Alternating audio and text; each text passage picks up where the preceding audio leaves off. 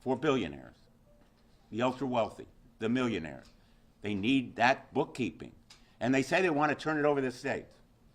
Turn education over to the states. We know, as you stand here, the states already run American public education.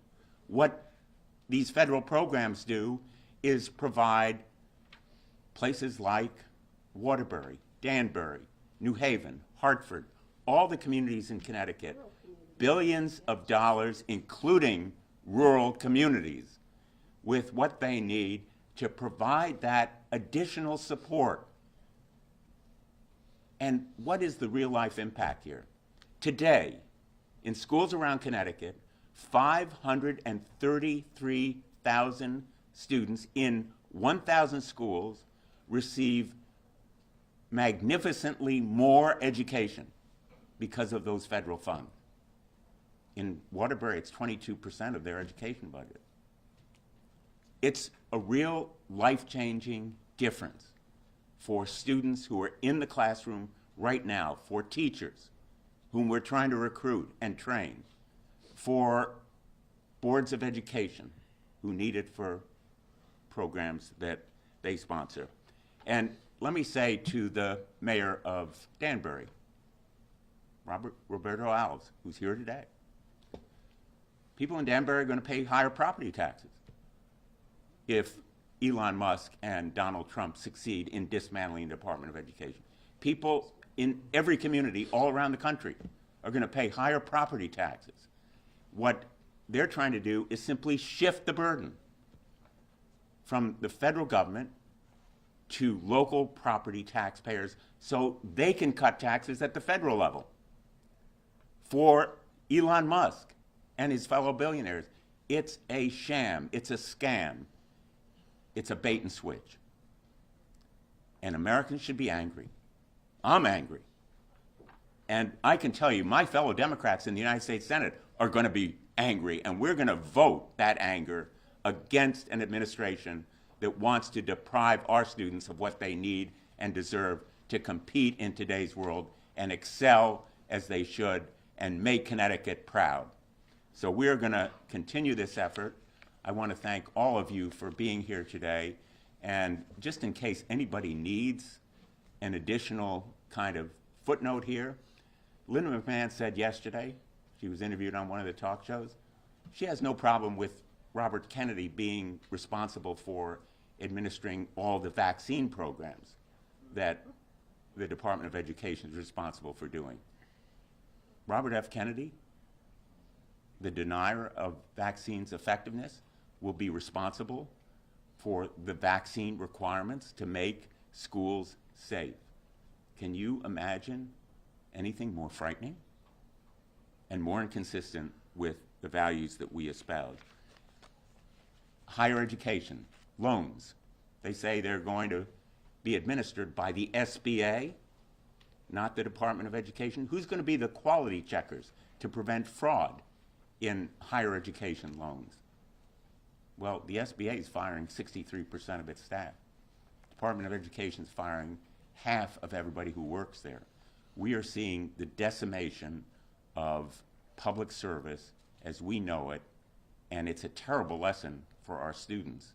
But we're going to stand strong against this administration, inspired by all of you who are here today. Thank you so much. I'm really proud to introduce our great governor. Thank you.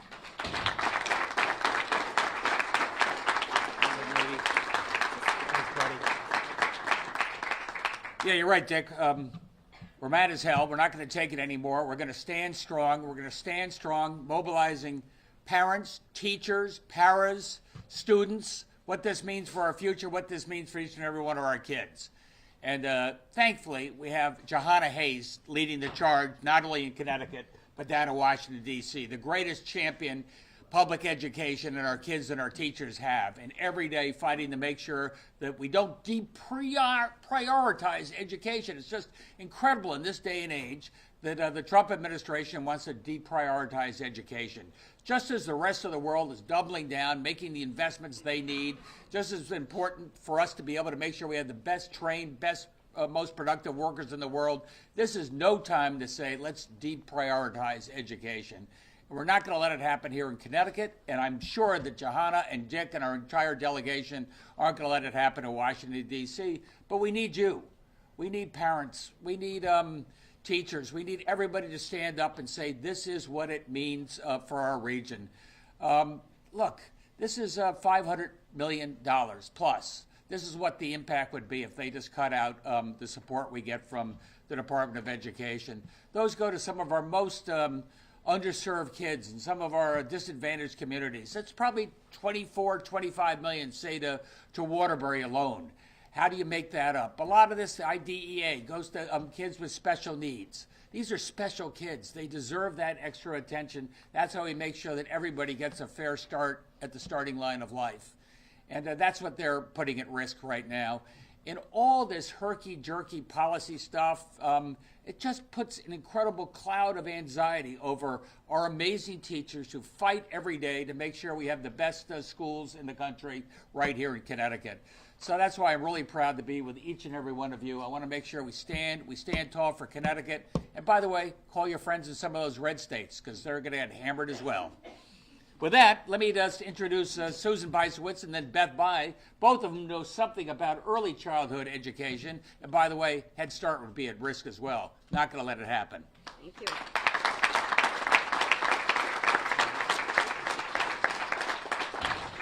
Good morning, everyone. And President Trump, see us, hear us right now. We are not going to let you dismantle public education in the state of Connecticut and across our country. I am so proud to be here with our former Teacher of the Year for our entire country and our fabulous Congresswoman, Johanna Hayes, and all of these leaders who are standing before you and sitting in this room.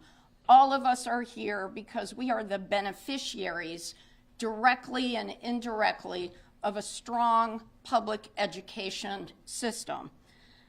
Our public schools are the backbone of our economy, and they're what have made our state and our country great because they've given us all incredible opportunities. This executive order that the president has signed puts every one of our 508,000 students at risk in our K through 12 schools. It hurts the 60,000 students who are recipients of Pell Grants for college. Make no mistake, this is a direct attack on kids with disabilities and special education needs. It's an attack on financial aid for colleges. It's an attack on the students who need English as a second language help.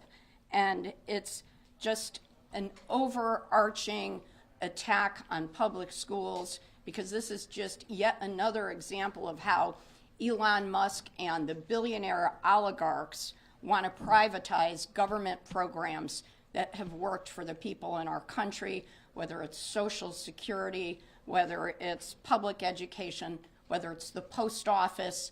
They're coming for all of it, and we say no, and we are united in that fight.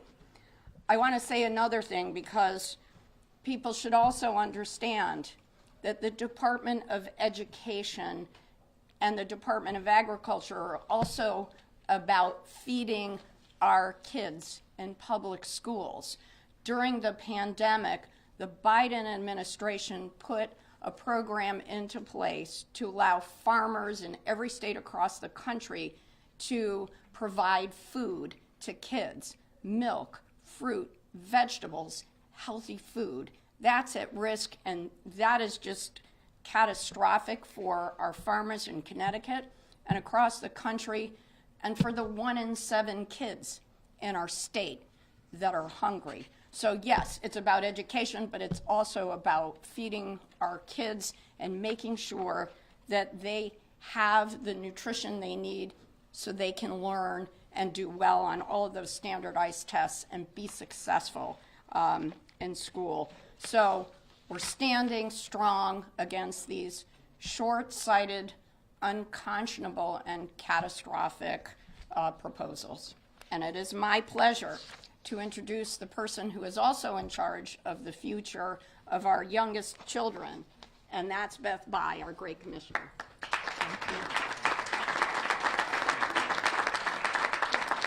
First off, a big thank you to Congresswoman and Senator for bringing us together here today. There's a lot on your shoulders, and there are no two better people to be standing there for Connecticut as well as the rest of our delegation. In Connecticut, we talk a lot about March Madness. It's a big deal, right? This is March Madness, that I am standing here before you today talking about the Department of Education being dismantled when it oversees birth to 3. We also talk a lot in this building about how business says we need predictability and reliability so we can plan. This president is bringing nothing but unpredictability and unreliability. And in early childhood, these parents are relying on us. If you have a baby with Down syndrome or you have a 3-year-old with autism, birth to 3 is your friend and your champion.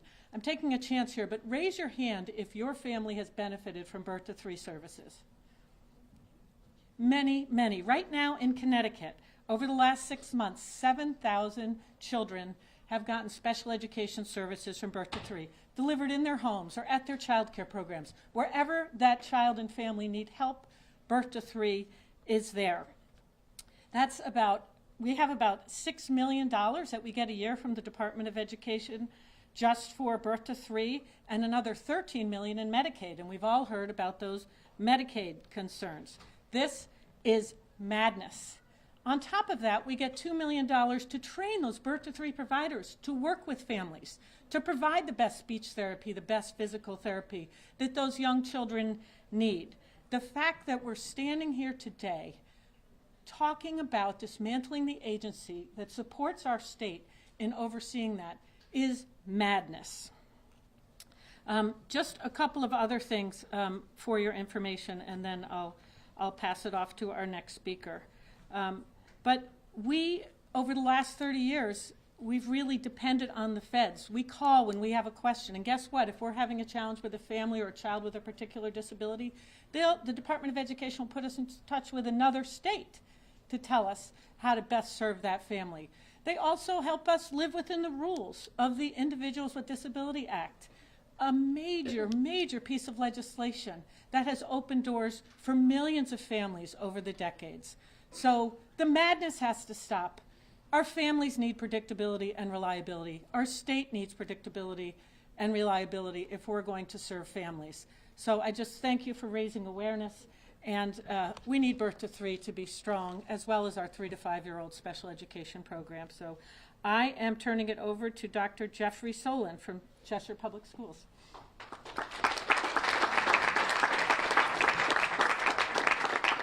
Thank you, Commissioner, and good morning, everyone. I'm before you today as an unregistered voter. I've spent 30 years dedicated... Secretary of the State can fix that right now. Sorry. Unaffiliated voter, excuse me. I am registered. Yeah, trust me. Going to school and being an educator has taught me the power of using my vote. And I've spent nearly 30 years dedicated to helping every student and family who walk through our schoolhouse doors as a public educator. The gutting of the Department of Education should give every American pause.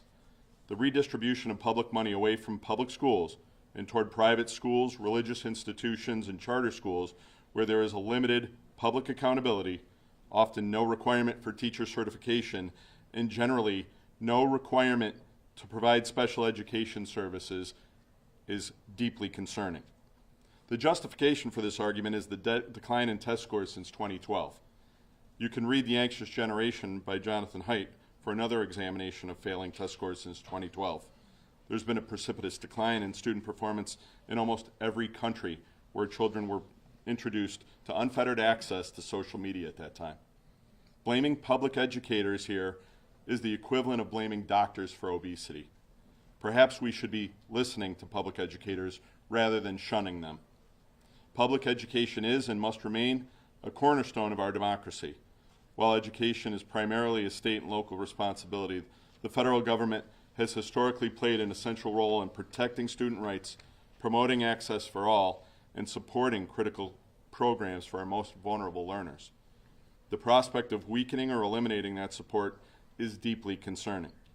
Connecticut superintendents and teachers will continue to partner with the Connecticut State Department of Education to support each and every one of our students. Our families depend on it. Please welcome from Waterbury, Mirabel Rodriguez.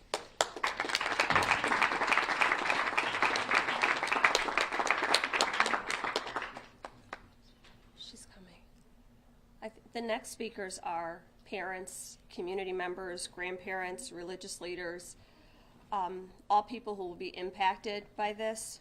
But I think one other thing I wanted to say is Chapter 11 in Project 2025 outlines exactly what is happening right now. So for all of the people who are saying, don't worry, it'll be taken care of, we've seen chapter by chapter when it came to labor, when it came to environmental protections.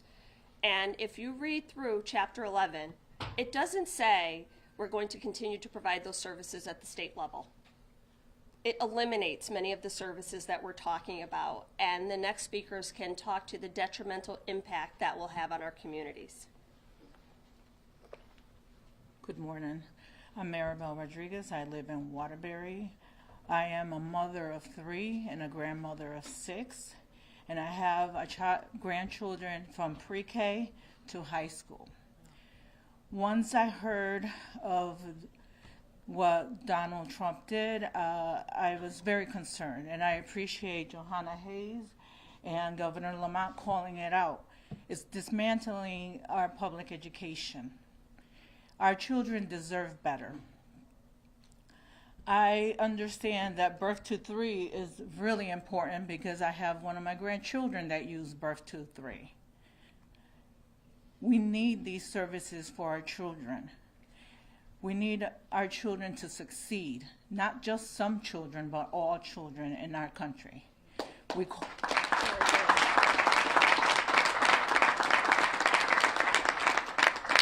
If we call ourselves the greatest country in the world, how can we dismantle the education of our public schools?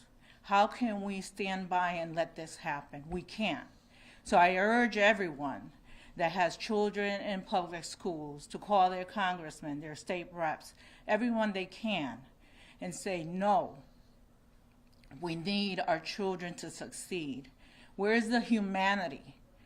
How are these children going to succeed in the future?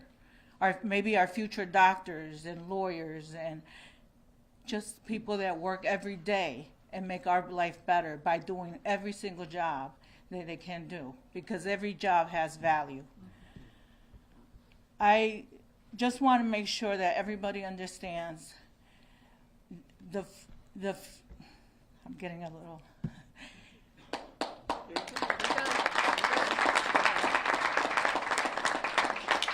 I'm going to get a little more personal here. I'm going to say that as a child that grew up in the 70s in the public schools, I was one of those children that went to school without eating. I know what it is to be hungry in school and not be able to learn because you're hungry. So I appreciate all these programs that these elected officials have done to help us, to make sure that we all thrive. And I know when I heard that they were starting to feed breakfast to the children in school, I said, thank God, they deserve to have a hot meal, because not everybody can have a hot meal at home. So I urge everyone to please, and Congress, to make sure that they put a stop to this, and that every child in our country gets the quality education they deserve.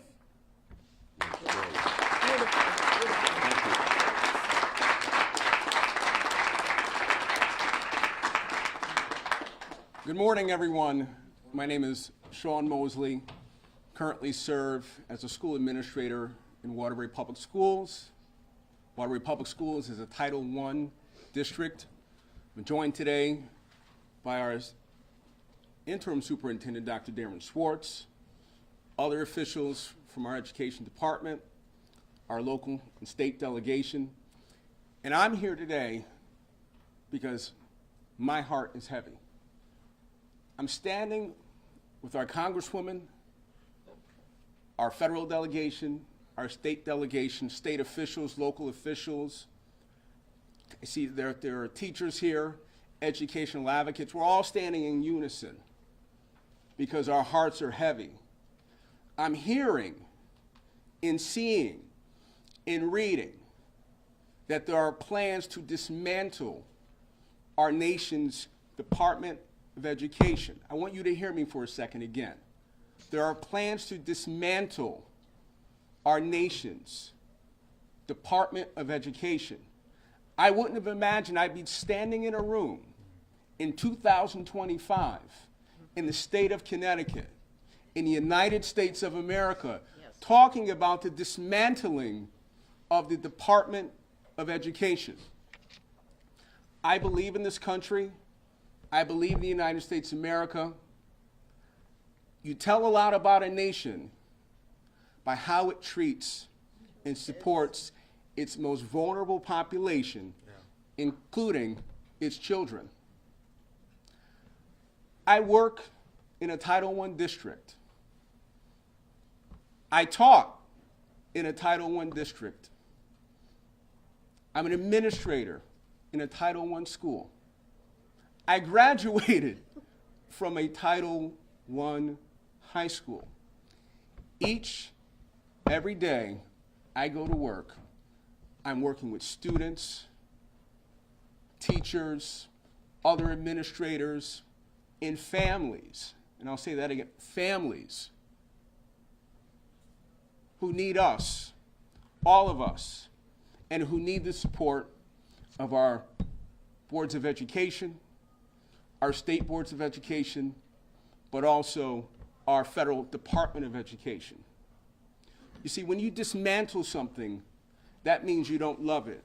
You don't dismantle things you love. When you dismantle something, it means you don't care about it. It means you don't value it. We, everyone in this room and everyone watching, know that we care about our kids, we care about our communities, and we care about the quality of education in our districts, our state, and in our nation. The Department of Education holds states to standards, and standards are important. Standards help us, no matter if you live in Connecticut, California, Mississippi, Alabama, Texas, North Dakota, no matter what state you live in this union, you are entitled and you will receive a top-notch quality public education. Protections for students with disabilities, funding for students to go to college. Those are all values that we as Americans hold near and dear to our hearts. Dismantling the Department of Education would dismantle all of those programs, but it would dismantle the hopes and dreams of our families in our nation. I'm always going to ride or die for public education. I'm always going to stand with those who stand up for what's right, for our children, our families, and our communities. And I'm always going to be here, as you all are today, to speak up and to speak out. We can't let forces, no matter how great they may seem, destroy what we build. Yes, the 10th Amendment allows for states to control how education is administered. But it's Article 1 of the Constitution that charges our Congress to do what's best for the general welfare of our nation. And that includes educate and appropriate funds. And that includes doing what's right for our children. This is not a Democrat issue. This is not a Republican issue. This is not an independent issue. This is a people issue. This is a human issue. And we're going to fight for what's right, and we're going to fight together, and we're going to stand for the education of our kids, the education of our community, and the education in America. Thank you.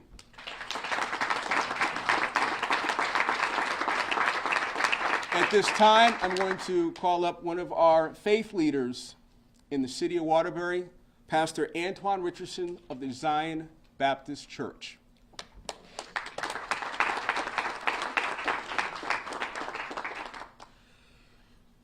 Good morning to each of you. I'm not able to wax eloquent like Alderman Sean Mosley, so I brought in help. One of the greatest voices of our time, Whitney Houston, sung this song. I believe the children are our future. Teach them well and let them lead the way. Show them all the beauty they possess inside.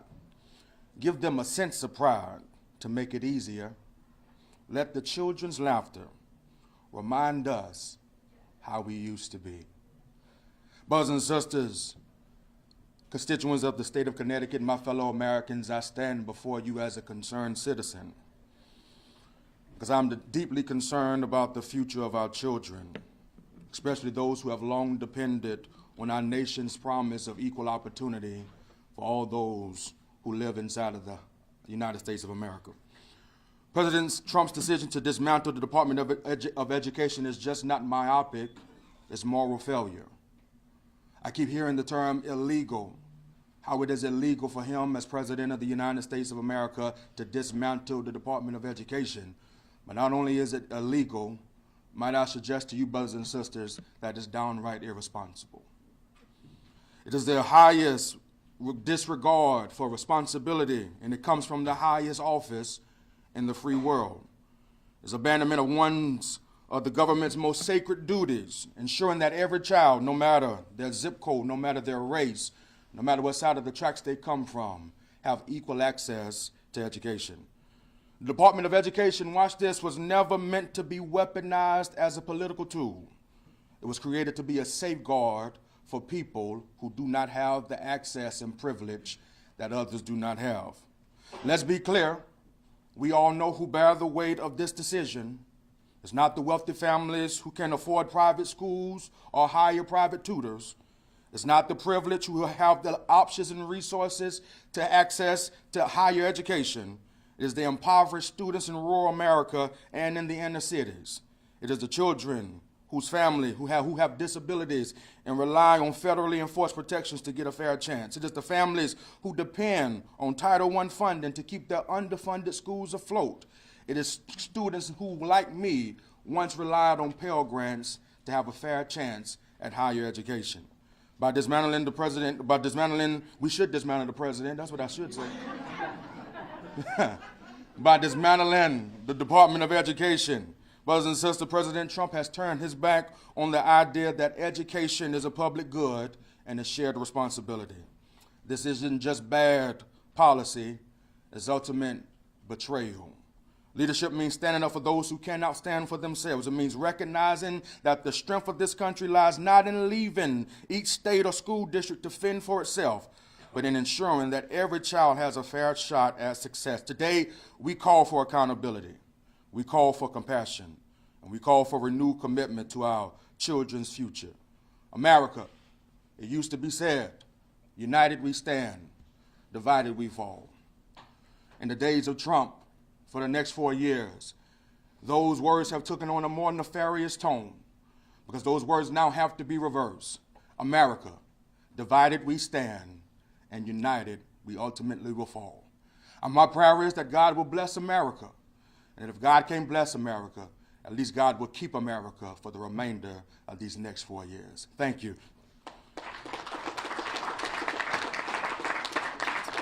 We now call on Jonathan Costa, the Executive Director of Ed Advanced Litchfield. Thank you. So the speaker order was by height, so you won't be surprised that I'm the last speaker. Thank you, Representative Hayes, Governor Lamont, Senator Blumenthal, and other distinguished guests. My father was an educator, and he taught me that education is an art based on a science. We are in the hearts and minds business, and the proposed closure of the U.S. Department of Ed will impact both negatively. I'm the Executive Director of Ed Advanced, one of 6 regional education service centers in Connecticut. We serve 31 districts in the northwest corner of the state.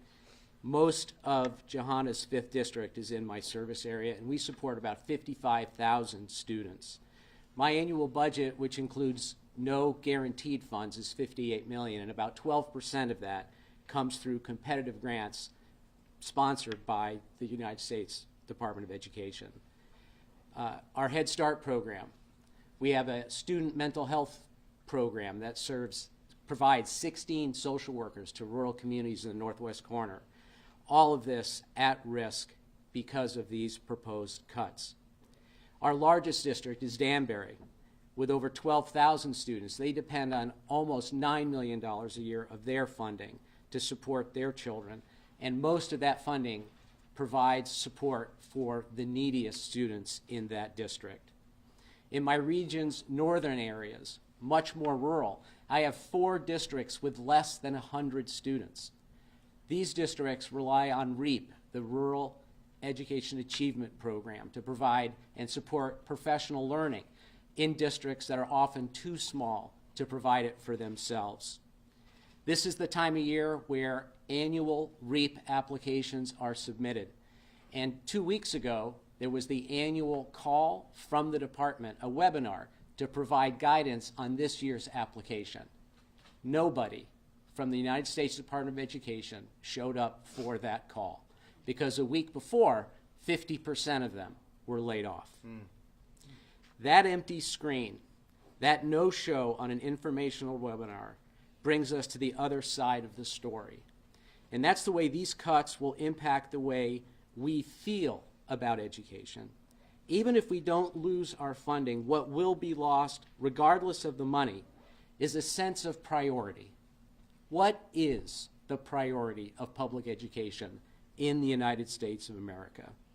Regardless of what happens, with no staff at the DOE, there will be questions that go unanswered, there will be problems that go unsolved, and there will inevitably be students and teachers in need of help who will not receive it.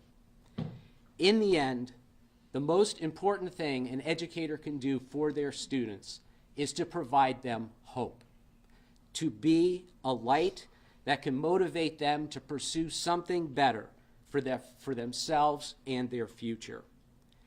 Beyond money, what message does it send when the only agency in the federal government designed to keep that beacon lit has its windows shuttered and the lights turned off? We are better than this as a nation, and I applaud everyone here today for joining the effort to keep the light of hope on for students here in Connecticut and throughout the rest of the country as well. Keep shining your light, and thank you for being here and fighting for all of our students in this perilous time for public education. Thank you, Johanna, for having me.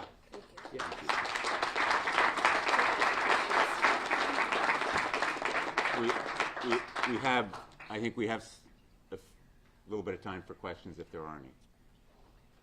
I have a question for Lamont. You said that now is not the time to deprioritize education. There's several bills right now to put more funding into the education system. There's this federal threat about funding. Is Connecticut in a place to fiscally prioritize education? Look, I think Connecticut prioritizes education big time. The amount of commitment we make to education. The bigger question is, we're also in a partnership with the federal government. I mean, we prioritize health care, but if they cut $5 or $6 billion out of Medicaid, what do? We prioritize education, but if feds cut $550 million out of education going to each and every one of our communities, we're going to do what we can to help the most vulnerable. I'm not positive we can make up all that shortfall, but we're going to do everything we can. Also, Governor, what is the exact number, one more time, on the exact number that's at risk in Connecticut? In other words, there's been a lot of numbers mentioned here today. Obviously, the student loans are going. Title I, IDEA, that's about $550 million, I think. On top of that, you have the Pell Grants, which is a few hundred million. More than that. More than that, thank But you. also, it's not Pell just. grants alone are $60 million, and then there's student loans, which are about $500 million. Thank you. And these are Connecticut students in peril. Their loans are in peril. And I just want to mention one other thing, because we haven't talked about the teachers of Connecticut. You know, people often say to me, I'm probably to others in public, boy, you have a tough job. I'll tell you who has a tough job. Teachers have a tough job. And This, you know, at the most basic level, this illegal effort is not just against the law, it's immoral, it's a gut punch against students, but it's also a punch in the face to teachers around America. People we should be elevating and acclaiming and really valuing and training for their work. And Donald Trump is basically giving them the middle finger. You know, Donald Trump and Elon Musk are giving teachers the middle finger. And it is illegal, it's immoral, we're not going to let it happen. I've also heard people talk about, to your point, Senator, this money coming back from the federal government can raise teacher salaries. We have legislation to raise teacher salaries that my Republican colleagues have rejected and voted against time and time again. That's not what this is. So I really need for people to understand, this does not mean that the $500 million that the state of Connecticut received from the Department of Education last year will be appropriated next year, and districts and the state can do with it whatever they please. It means we are at risk of not receiving those funds and having to figure out what happens next. When you talk about priorities, your budgets are a statement of your priorities and your values. And what is happening right now is showing that we do not value public education. I think the governor has said a couple of times that right now it comes at a difficult time because states are putting their budgets together, right? So there's money that has to be accounted for, and if there's a shortfall somewhere else, other states have to be filling this as well, though. But that's why this is so irresponsible. Anyone who, literally, the fiscal year in a school, by June, you're planning for next year. So for Linda McMahon to make that announcement and the president to sign the executive order with no plan about what happens next is beyond irresponsible. This taking a chainsaw to the Department of Education without reading the fine print. As a teacher, I could never walk into an IEP meeting and say, don't worry, our special education students will be well taken care of. The law requires more from me as a teacher. So as districts are planning for next year, for her to not have a detailed plan, which is why, again, we introduced this resolution of inquiry, because we need a fact-finding, all the memos, the emails, all of the information that you're using to make these decisions, and then what does that look like going forward? I don't know about anybody else in this room, but I'm going to need a little bit more than Robert F. Kennedy's word that he's going to make sure that students with special needs are cared for and have everything that they need. One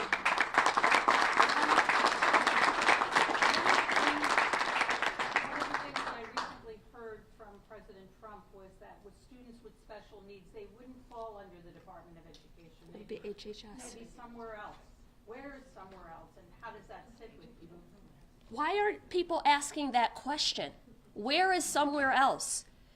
Even as the president, you don't get to just say, we're going to put these students somewhere else. Because for parents, a parent's one responsibility is their child. For educators and leaders, our responsibility is everybody's children. Everybody's child. So I am not going to sit by and let us go back to a time where special